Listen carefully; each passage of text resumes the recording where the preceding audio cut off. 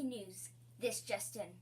Washington Elementary is having a fundraiser for the Unity Shop. Today, we have Kara Bolger to explain some more. Kara? Thank you, Sophia. Hi, I'm Kara Bolger.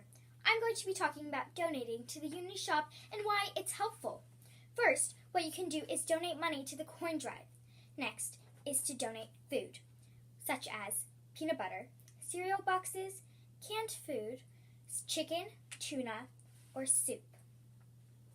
If we raise $150, it could provide school clothing, underwear, socks, shoes, pants, uniform shirts, and school supplies for a child. Next, if we raise $500, you could provide special needs and services to families who are affected by the fire and flood disasters. This is really important because some people are less fortunate than us, so we need to help them. Thank you, Kara.